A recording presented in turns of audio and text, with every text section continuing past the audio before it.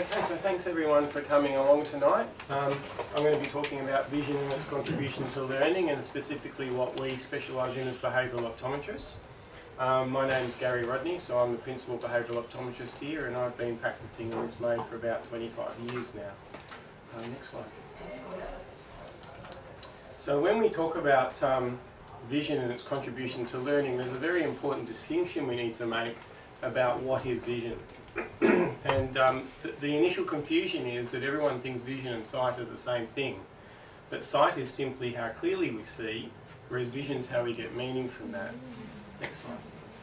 Now when I do a search on Google for vision images, it's amazing the sort of things that come up. It's quite mystical really when people think about the eyes, the windows to the soul and so on. And it's important that we analyse what's happening in the eyeball. So our traditional training for optometrists and ophthalmologists is about the eyeball itself, and we need to know that the light's focusing at the back of the eye, and we need to know that the eye's healthy, and we've got quite advanced diagnostic testing now to ensure that that's the case. But really what happens once the light finishes from here and goes to the brain, that's the vision story. Next slide. Yeah, so quite mystical when we look at the eyes. We can have different coloured eyes. There's all sorts of weird and wonderful things. Next slide. And then we can have really beautiful eyes. These are my two little girls, so of course I always put them in there. Next slide, thanks. Now, this picture here, has anyone seen this before? Couple, okay, thanks, Simon.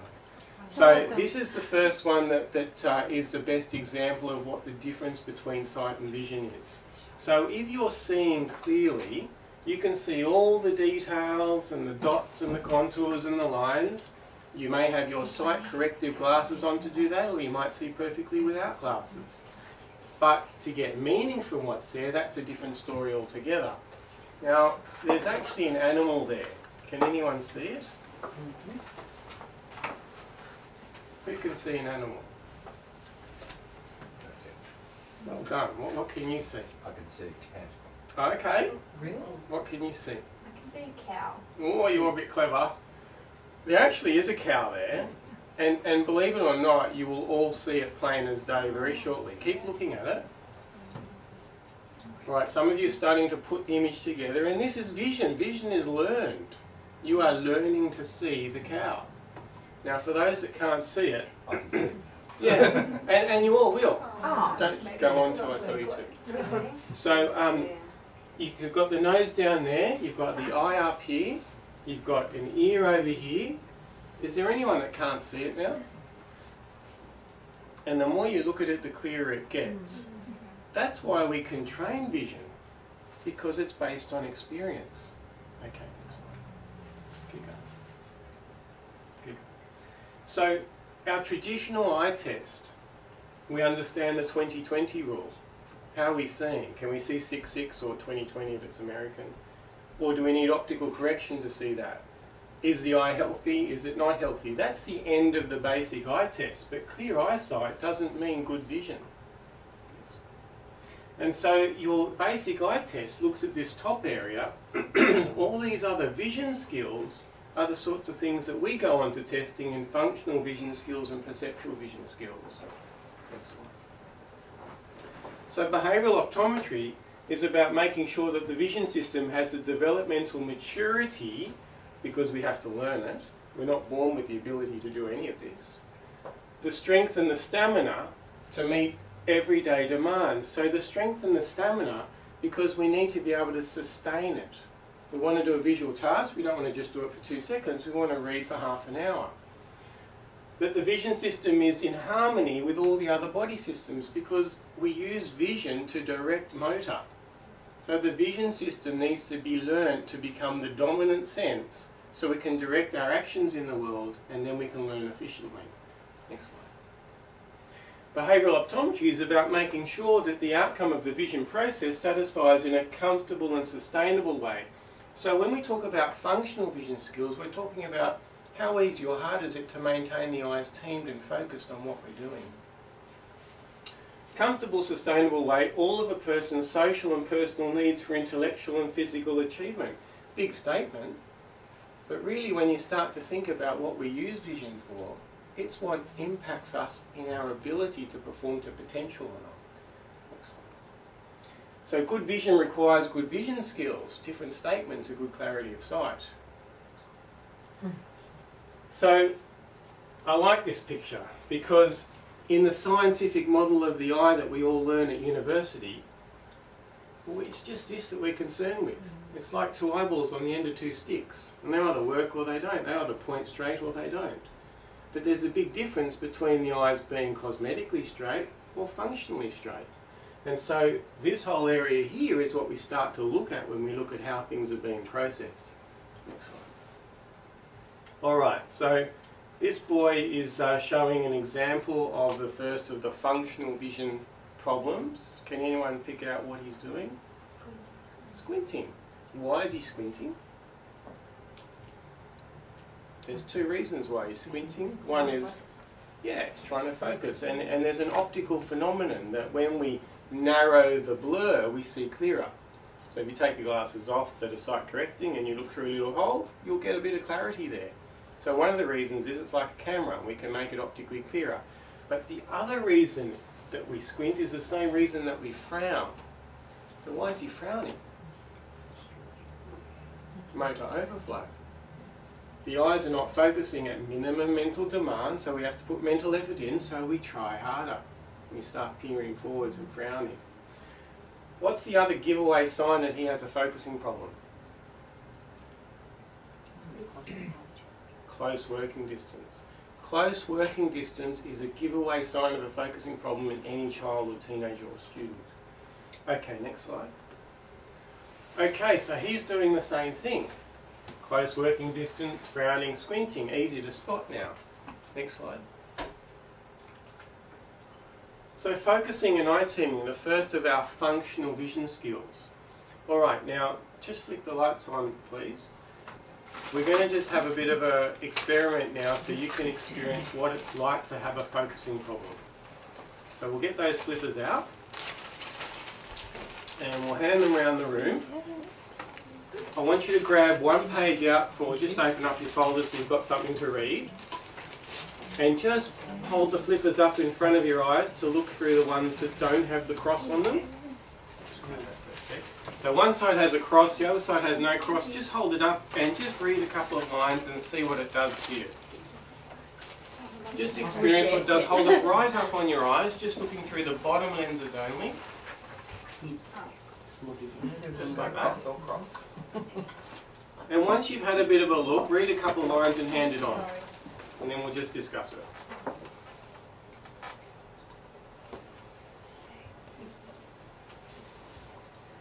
Now if you're over 45 like me, only just, then it's an unfair experiment because you're physically losing your focusing ability anyway.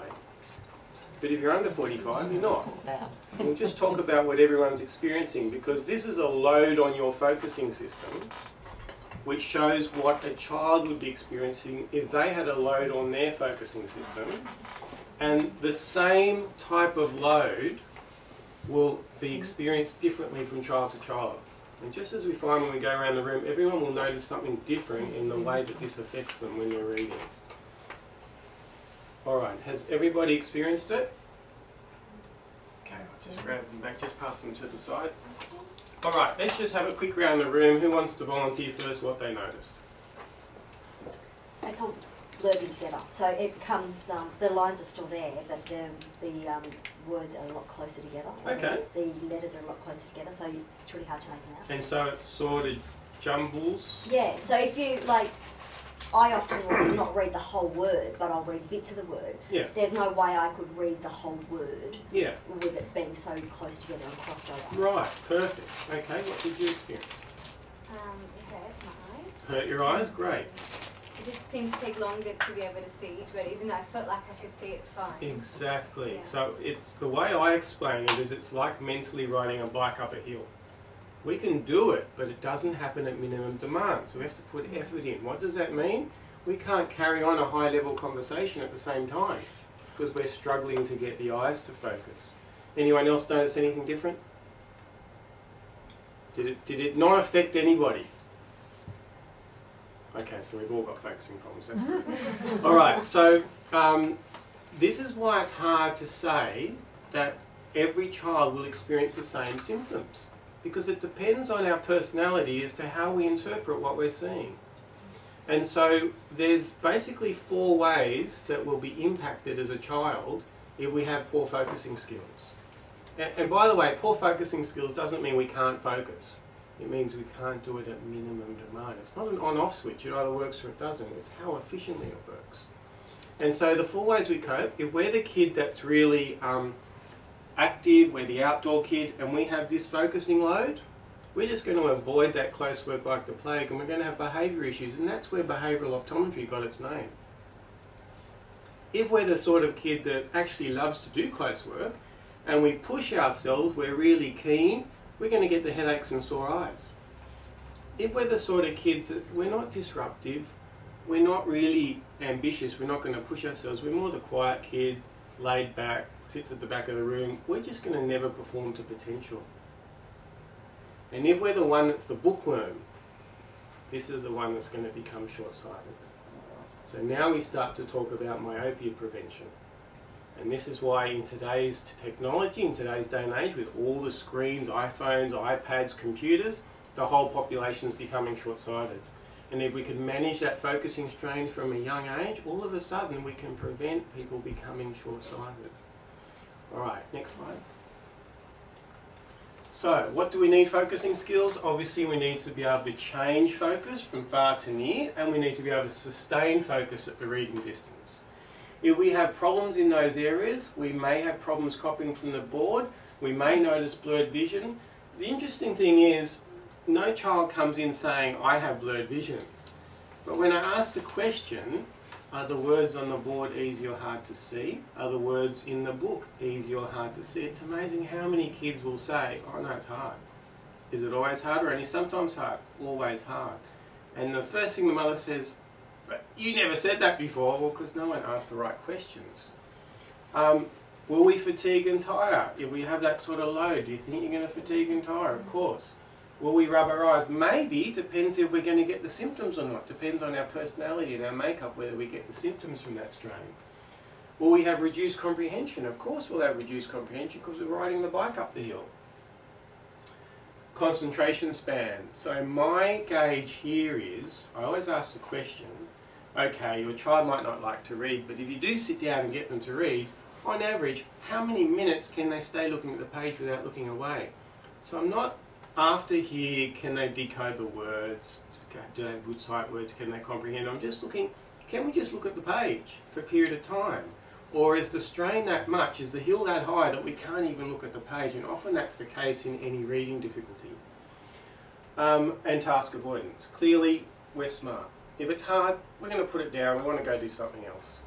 Okay, next slide. Alright, so this child is doing something else. Can anyone pick what that is? One eye. Yeah. Closing off one eye. This child has a binocular vision problem. Doesn't mean he has an eye turn, but he has 2 eyes that don't work at minimum demand. Next slide. Lots of people say, he's just lazy.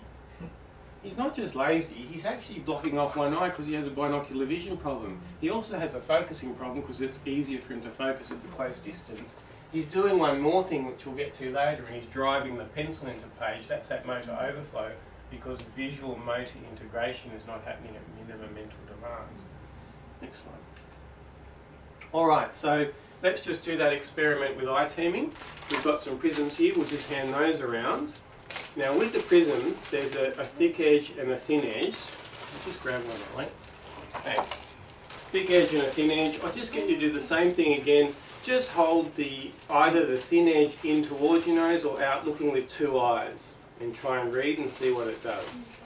So thin edge in or out and see what effect it has. So this is the load for your binocular system.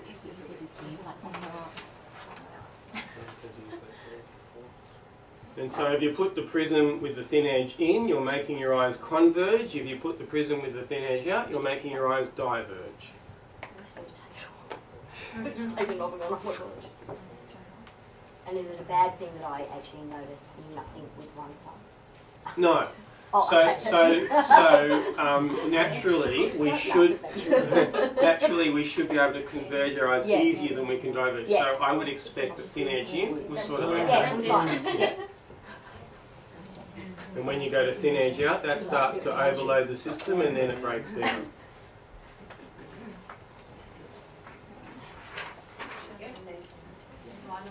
Yeah, when it just and that's the side that should be easy. Now flip it and the then other flipped way. it the other way. Thanks. And it kind of spread it each other. All right, let's have a quick chat about that. Justin's laughing because she doesn't want to. Which one's meant to be Thin edge in. in white? Because we naturally can converge. Because when we look down, that's what we learn to do. We Well, converge. to me it's actually easier than We don't learn to diverge. But everyone's going to do That's harder. That's easier. Oh, okay, there you go. What was the Thin edge. Thin edge in should be easier. Thin edge out should be harder. She's opposite. So, Now if you're opposite, it means there's a weakness there somewhere, an imbalance there somewhere. All vision skills are learned, and so we don't, as human beings, we don't learn perfect human skills. So it's very normal to not have perfect vision skills. It's just whether it impacts your performance or not, or would contribute to you becoming short-sighted to compensate for Should it. it be different on both eyes? So if I was Not doing it on the opposite necessarily. side. You'll just be more dominant on one side or the other. All right, so who wants to volunteer what they noticed?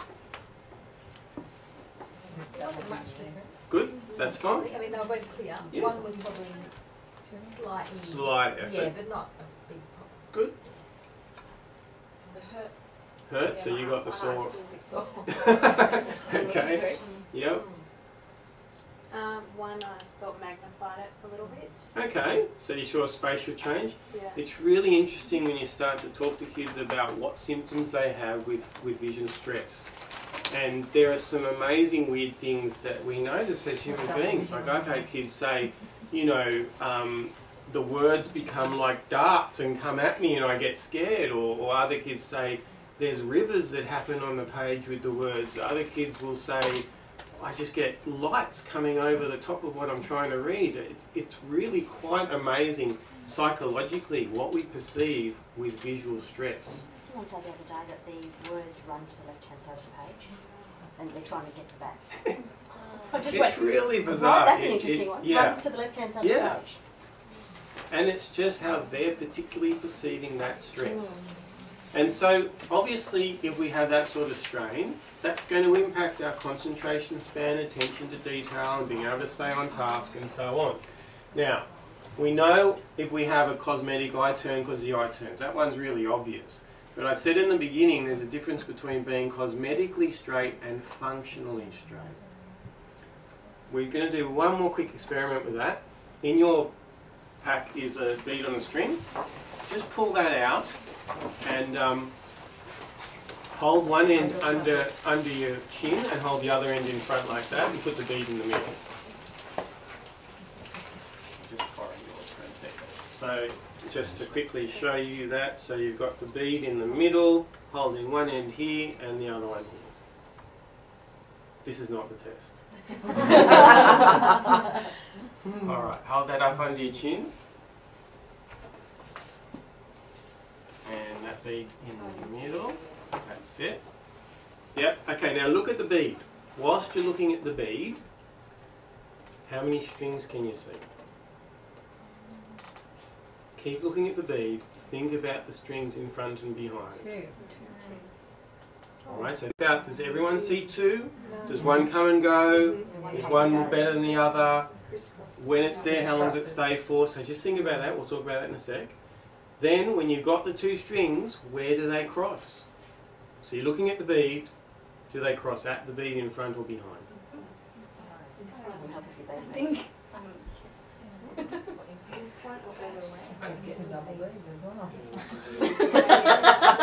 That's just a champagne. I haven't been there yet, is there? Okay, so let's have a talk about that. Put all that down now. This is a great testing tool. training tool and testing tool, but this allows you to see what's happening here straight away. So we've got two eyes working. If we've got two eyes switched on all the time, we see two strings all the time. If we're seeing one come and go, the brain is switching on and off one eye. We have intermittent suppression. If we can then make it stay on, where do they meet? Where they meet is where your brain thinks the bead is in space.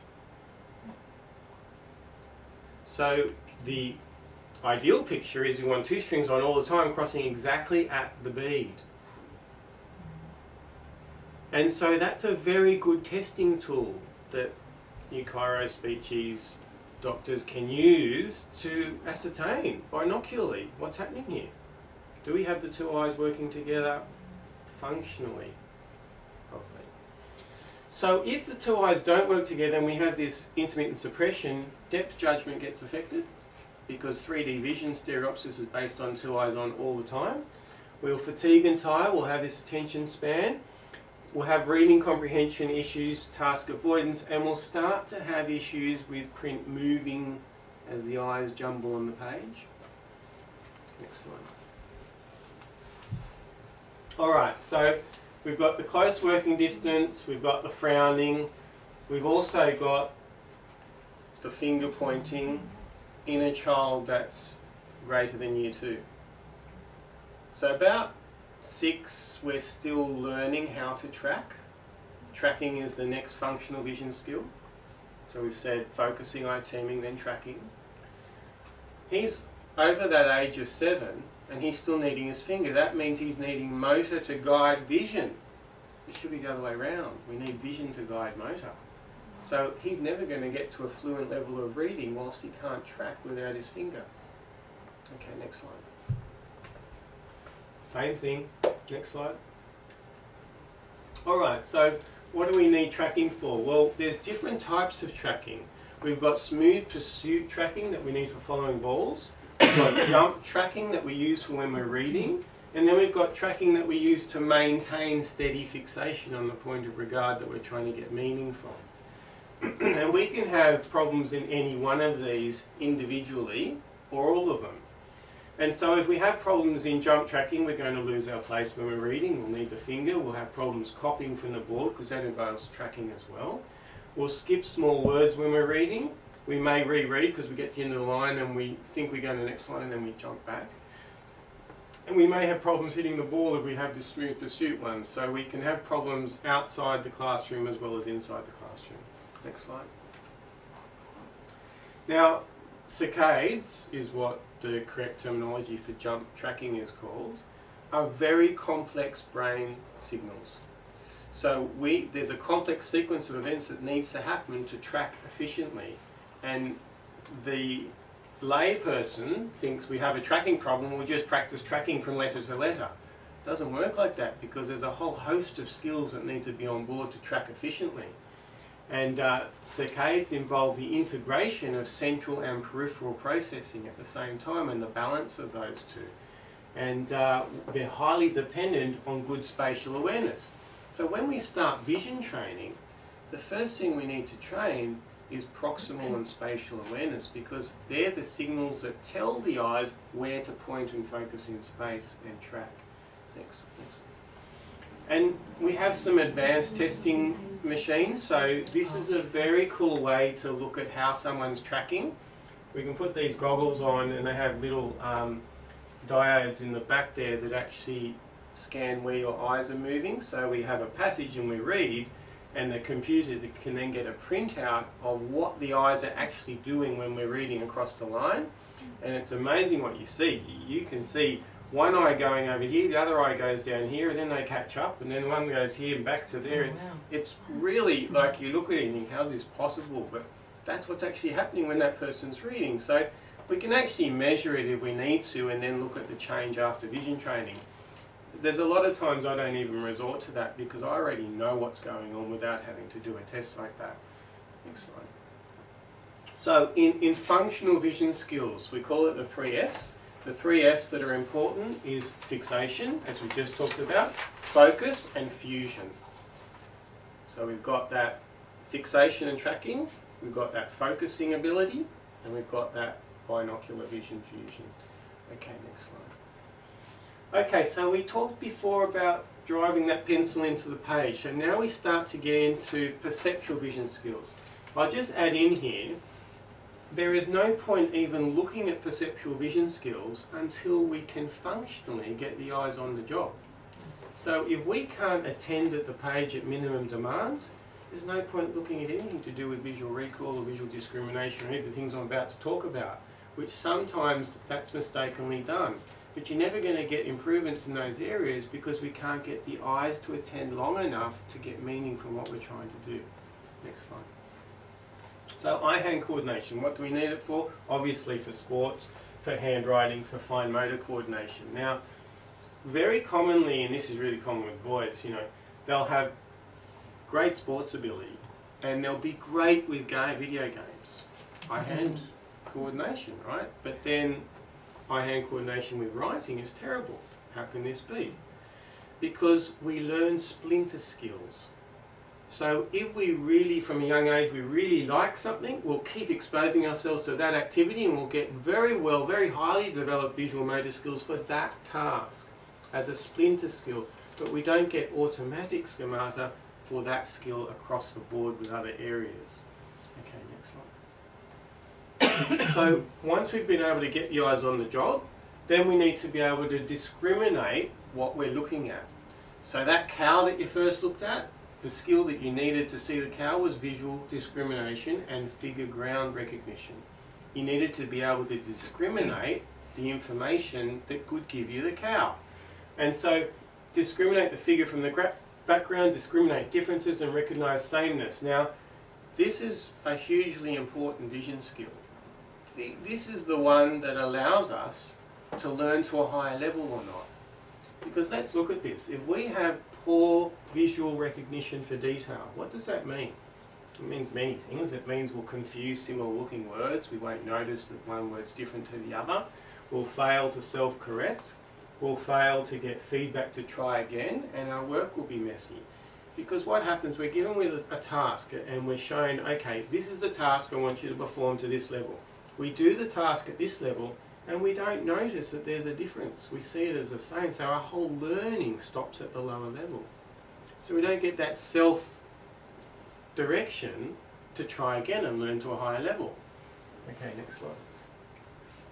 Once we've been able to discriminate the detail we want to attend to, we then need to be able to recall. And so visual recall is remembering what we just saw, sequencing what we just saw, and then visualizing to get meaning. So these are all three different areas of visual recall. So short-term flash recall is what we need for spelling and sight word vocabulary. Sequential visual recall is what we need for comprehension, to remember the sequence of what we just read. And visualization is what we mean to get meaning from that visual information, to be able to manipulate that visual information in the brain. And so if we have problems in this area, well, we may fail to recognize the same word repeated on the next page. So we've just been taught a word, there's the word, then it comes up again and we don't remember that that's the word we just got taught.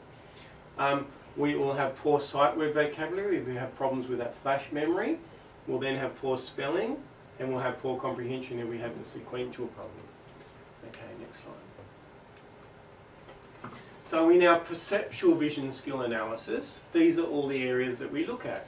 And so we have standardized tests that we can look at age norms, and then we can see developmentally, is this delayed for that particular person or not? So there's those three areas in visual analysis, then you've got the sequential analysis, then you've got the visual motor integration, directionality. Directionality is the one that allows us to not reverse our B's and D's and not get was and saw mixed up and be clear about going left to right across the page and so on. Alright, next slide. So, having an efficient vision system means that life is easier because less effort has to go into seeing and therefore more effort's available for thinking and doing. And behavioural optometry offers the end to achieve this, the means to achieve this.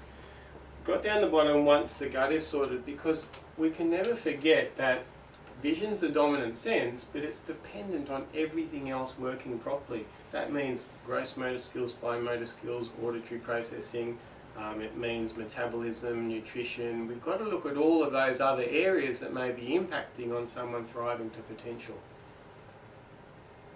And what do we use to fix this?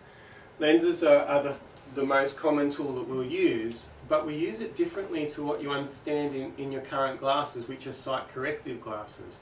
So we can use lenses for more than just sight correction. We can use lenses for performance enhancement, for training, for disrupting the system, and we can use prisms for the same purposes. So prisms are a very powerful tool that change the way the light moves.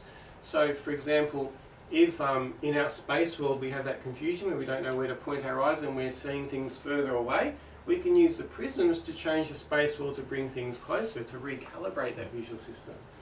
And vision therapy is where we learn the skills that we haven't learned to do so far. Now, with perceptual vision skills, we learn them, they don't regress.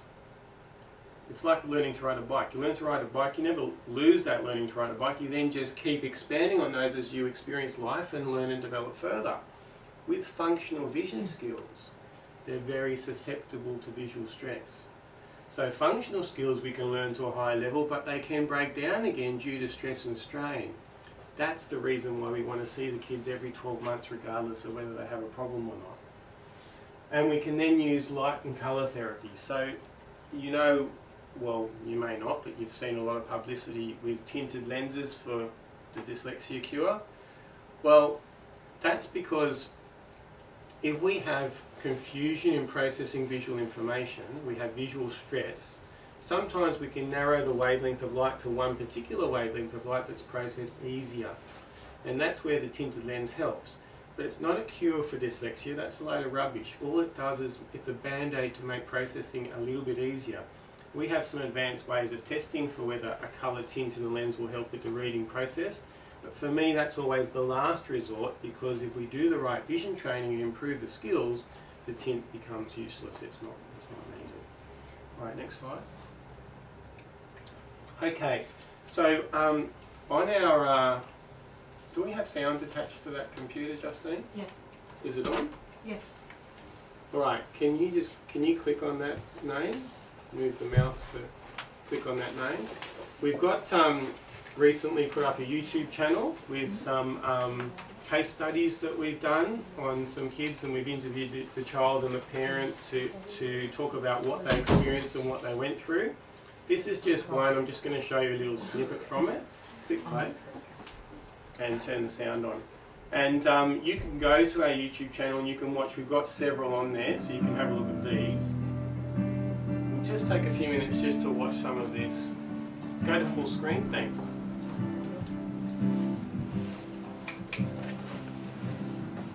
Okay, so this particular patient presented with a combination of some functional vision symptoms and some perceptual vision difficulties. And some of those things were that she was a bright girl, but reading age was a year behind. Concentration span was less than 1 minute. She had sore eyes on reading, fidgeted a lot while reading. Words were constantly hard to see when she was reading. She was losing her place a lot, misreading words, had poor sight word vocabulary, and very clumsy. When we tested her, we identified that there was significant functional vision skill deficits. And functional skills is the ability of someone to team their eyes and focus their eyes on what they're doing. And those functional skill deficits meant that her eye strain was restricting her sight by about 30%, even though there was no optical blur. In addition to that, there was delayed development in some perceptual vision skills. She was in the first percentile for visual recognition and for visual recall. First percentile was bottom 1% for her age on the standardised testing. And when we started treatment, we started to train those skills, prescribed her some glasses to wear indoors full time, and all of those vision skills have come up above the 50th percentile, and that's why all the symptoms have gone. The most important change for me would be in all honesty, just being able to see her enjoy reading has been just wonderful. I love to read. I've always bought them books, and just for her to at night now read by herself and the confidence to be able to do that has been fantastic. Her schoolwork's improved. Her reading has improved, her spelling has improved, her maths have improved. Just all over, just generally her schoolwork definitely has improved, and her report was fantastic. What sort of things have the teachers said? The teachers have definitely noticed a difference. She has one main teacher, and she definitely has said what a difference, how much she will concentrate a lot more. There are still periods that she reverts back, but that's just more her getting tired. It's more at the end of the week after we've had a busy week. No, they definitely have noticed an improvement themselves. How does that make you feel? That makes me feel great. Really, really proud that she's put in the effort to do it, and to see that the hard work has paid off, and how easy really it was. I mean, it wasn't hard work, it was easy to do, and we're reaping the reward.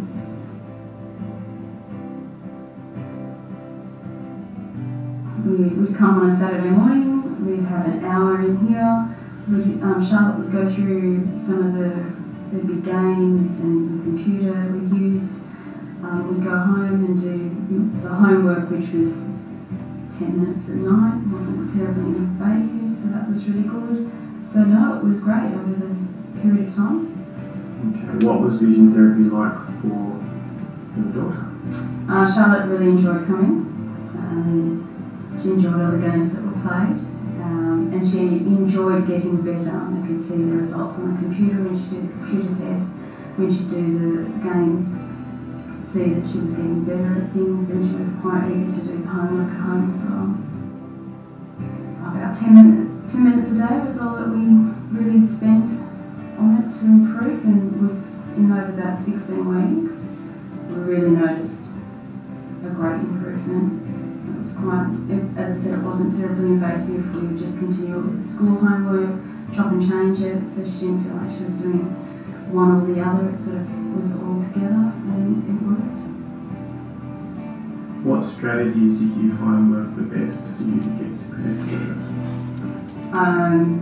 Best thing that we found. Okay, so you can watch those. There's a few others on there on the website. In your handout, we've got the little link to the web page. I think for us, the biggest thing that we see change with the kids is their confidence. Because when you've been struggling, you very quickly learn that failure mechanism and cycle, and all of a sudden you don't want to try anymore because you are embarrassed, you know you're going to fail.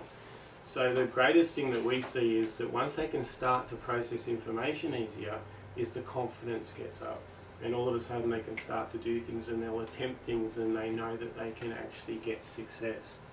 Now, she makes it sound easier than it is, I have to say. I don't ever say to anyone it's fun. It's hard work. That's what I say. If you don't want to do the work, don't come. Justine makes it fun. She's a great vision therapist, and Tanya's learning to do it like Justine as well. So the kids love doing it with Justine, but it's hard work. You go home and you have to practice skills that we don't do well.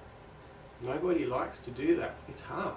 But if we can get that work done, then we're going to see the results. If we can identify that there are vision skills that haven't developed well, and we can get the work done, you're guaranteed to see improvements. Does that mean that it solves the world? No, there may be other things as well. There may be ADD problems, there may be nutritional problems, there may be motor skill problems, auditory processing problems, etc., etc., and they all need to be investigated on their own. But as vision is the dominant sense, 80% of how we learn comes through the visual pathway. I'm a bit biased, of course, but that's the first system that needs to be right. Right, next slide. Now these are some other websites to get more information. So Smart Vision Optometry is our website. There's a lot of information on there. acbo.org.au, that's the Australasian College of Behavioural Optometrists. There's some other information on there, and then you've got optometrist.org, which is an American website, which has a lot more detailed information if you want particular detail about specific vision problems. So, that's all of us. Thank you very much for coming to hear our talk, and I hope that you've learned more about what we do here from this. I'll open this up to questions now. Does anyone have any questions that they'd like to ask? No, stunned you all into silence. That's great. Talked about the visual perceptual standardised tests. What sort of standardised tests would you conduct? There's a whole range of tests, so there's probably 25 different tests that we might use, and we'll choose for that particular child what's relevant to them.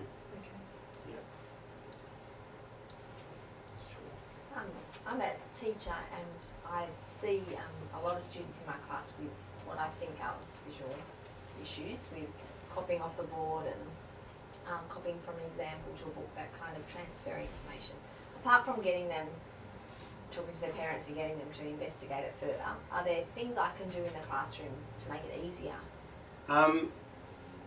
Or exercises I can do? It's very difficult. There's no generic recipe for how to help these kids. We have to identify what we're actually treating and then treat that for the individual. Things that you can do to make it easier are things like letting them use a ruler, which you would know these techniques. Getting them centered and front, because if we have visual stress, that means, when I talk about central and peripheral processing, it means it's out of balance. We're too easily distracted by periphery, so we need to fill our center with what we're trying to get meaning from. So we're less likely to get distracted. So front and center, which is the old teaching method for any troubled kids.